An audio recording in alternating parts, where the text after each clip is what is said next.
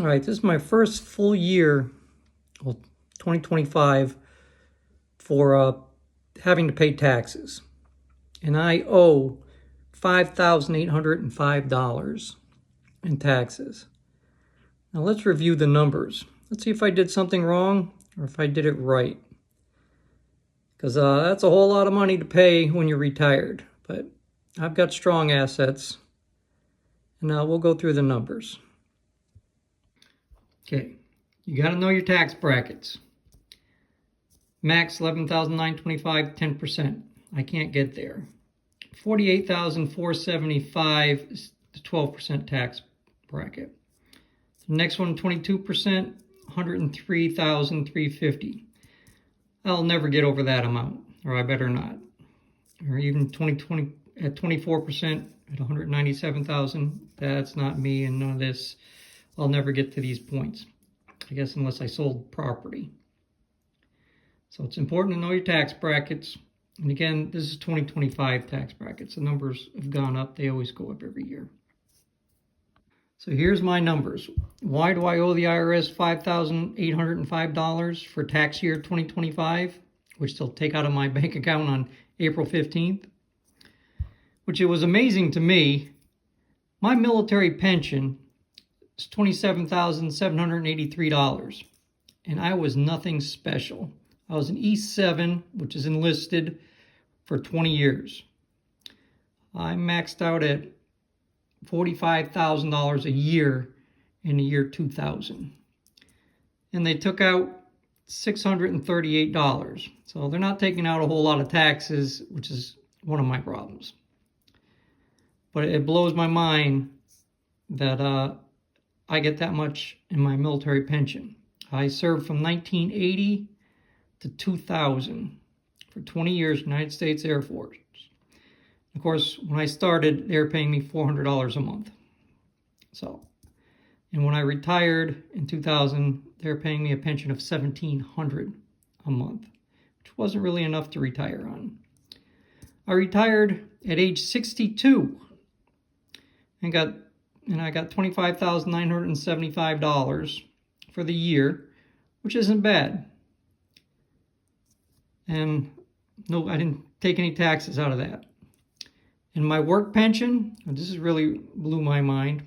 I worked for the government, another government agency, for 22 years. And I maxed out at $130,000 my last year. And it's still less than my 20-year pension, but it was $22,860. And the taxes taken out was $786. I do have 2 rental incomes, but I usually do zero that income out because I maintain my properties. If you put a paint job on a house, a new roof, new stove, new hot water heater, new fence, yard service, take out a tree, not that hard to burn through rental income, homeowners associations and paying people to maintain the property. That all gets taken out, but that's why you got to itemize. Now, I did play with the Department of Treasury. Got me another $4,617 because I still have savings bonds from the military that after 30 years they mature, and that $12.50 savings bond that got you a $25 savings bond with interest for 30 years is worth over $150. Dividends and interest, another $525. And then I converted $10,000 from my 401k to a Roth. Was that a mistake? Not really, because if you look at the tax brackets, I don't think I could have got it less than $48,475, and I'm nowhere close to $103,000. Because if you look at the numbers, there's nothing I can do about these but take more taxes out.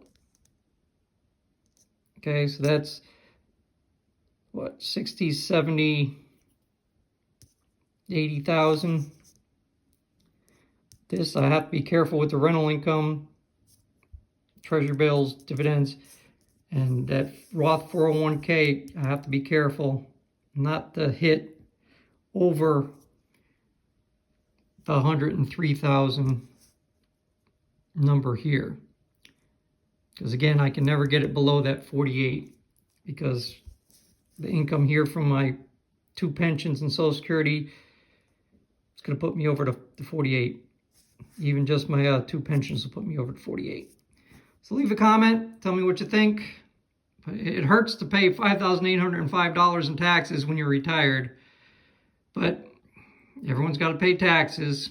What I'm countering it this year is I'm increasing my tax payments, which will mean these amounts take home will drop.